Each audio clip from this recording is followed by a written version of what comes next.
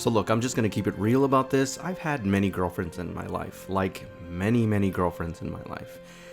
But some of them were cool, some of them were mellow, some of them were just nice to hang out with and, you know, just chill and go out and do things, right? Then you get into the second category where some of them were not so cool, some of them were very toxic, very clingy, and downright catshit crazy. One in particular with a metric fudge ton of daddy issues. But I don't think my experiences come anywhere near close to what happened to Max Sterling. Imagine this for a minute. You are a hotshot pilot, basically flying one of the most advanced aircraft ever known to man, using reverse-engineered technology from an alien battle fortress that crash-landed on Earth. While flying a mission, you piss off the ace pilot of the alien advancing army known as the Zentradi. Her ego is so massive and she can't take the loss that she actually micronizes herself, infiltrates human society, finds you in an arcade, loses another battle through a video game, decides to meet you and catfish you at a park, and then basically tries to stab you to death. It's actually much more complicated than that, but I just gave you the cliff notes, but that actually happened in the anime. Now, here's the thing. In her defense, she was bred genetically for war, so she's always been a warrior.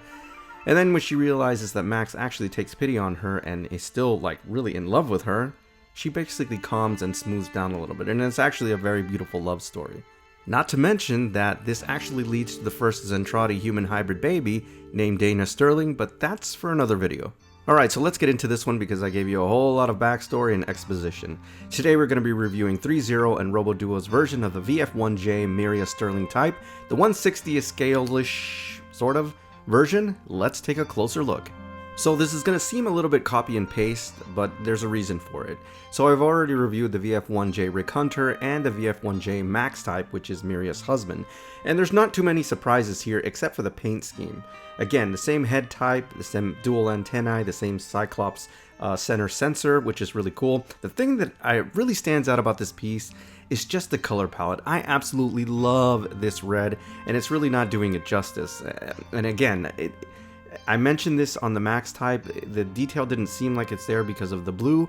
This looks actually spectacular, and if you look at the center chest, because of the red, it really makes it because of the red, it really makes it pops out in terms of the panel lines, which look absolutely fantastic. Something that was a little bit more muted in the Max type, but here, they definitely stand out and they look absolutely outstanding. I really love this paint scheme offset against that green center eye, the Cyclops eye, which is now iconic for the VF1J head module, which is really spectacular at this point. Thankfully, you get the same level of density and the ratio to die cast and plastic as you do on the Max type. I do have to admit that both the Miriya type and the Max type, it seems like, and I mean, I could be wrong about this, but it seems like the feet module, especially where the thruster is a lot more malleable, so I am actually able to spread the legs open a little bit more, which is great. Again, amazing center of gravity. This thing will not topple over.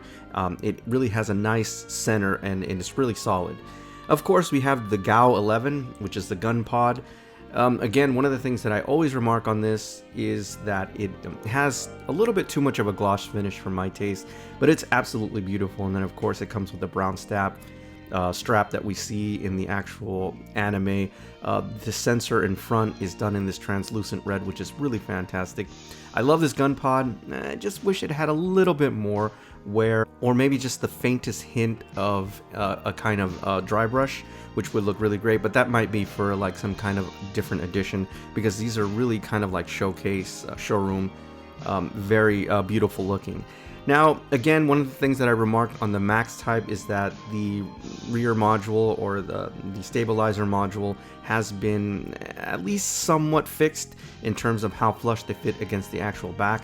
You still get the silver tip thrusters, which are really nice, some great detail on the reverse side in terms of the actual legs, and the markings are correct. Everything looks really great, and it really pops because of that red. So again, they're improving little by little on these pieces. Now, this one is kind of copied and pasted. In fact, this is actually a B-roll from my previous videos. The major problem, again, and I'll talk about this just for the archives, is the scale of this weaponry.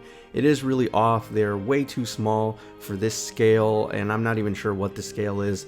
Again, I remarked about this. It's either between 172nd scale and 160 scale. something like that. But again, it's still a little bit off, and that's a real shame. You do get the tool, and I've talked about this before, and I got a lot of shit in the previous reviews. There is a tool here to help you transform this thing, although whatever, there's no amount of tools that's going to help you transform this. It is a bit of a pain in the ass. It's not that perfect transformation that the 160 Yamato or the Tamashii Nations are. This is very complicated. Just some of the design choices. Again, ThreeZero is more associated with figures and not transformable or convertible aircraft. And then finally, rounding out the last bit of accessories are 6 additional hands for various poses. And you can really go crazy with this one because the level of articulation is definitely there. The whole point of this figure is the incredible amount of points of articulation, which is really fantastic. I mean, that is something that ThreeZero does very well in terms of being able to pose these figures without any like possibility of damaging the figures, which I think is really amazing and one of the strengths of ThreeZero. Then of course, I don't even want to keep talking about this thing. Honestly, this is such a disappointment. If you watch the videos of the Rick Hunter and the Max Type, you'll know why I can't stand this thing. It's just, it's such a, here's the thing, it's such a beautiful Veritech Valkyrie, whatever you want to call it, depending on what region of the world you saw it growing up, that this thing just makes it, I mean, it really cheapens the figure. I hope that ThreeZero listens to some of the feedback and really changes this base or offers an alternate base. Again, it's just, it doesn't look very well. Now, what does look really awesome is these two side by side, which I definitely wanted to do this. And this is the reason that I wanted to collect these figures, is because just how magnificent they look together. This is one of the, you know, iconic couples in the Robotech saga, and just look how beautiful they look. So, my recommendation here is definitely, sorry, I got F-16s flying over maneuvers, which is kind of appropriate for this show. I live near an airbase, so yeah, Falcons are doing maneuvers. So they look absolutely wonderful, guys, and I'm gonna leave this in this video because I think it's cool that the Falcons are flying over. So my recommendation is, if you definitely like Max and Miriya, if you're a fan of Robotech, I collected all 3 of them, and all 3 of them look amazing. As you can see, I have the Rick Hunter VF1J type in the background in Guardian mode, looking awesome. And I mean, alone, if you're just collecting one, maybe not worth the variant, but together, absolutely collect them because they're going to look absolutely amazing. And I'm so glad that I have all 3. Now, here's what I'm really excited about. Apparently, they're going to release the VF1A Ben Dixon type, which I'm really excited about. That's actually one of my favorite Valkyries. The cannon fodders are always just fascinating to me, so look out for that review. I'm definitely going to be doing that. Alright everybody, so that's my official review on ThreeZero Duo Robo's version of the VF1J Miriya Sterling type, the 160-ish scale version. As always, I thank you for tuning in, and I'll see you on the next RAUDEZA Reviews.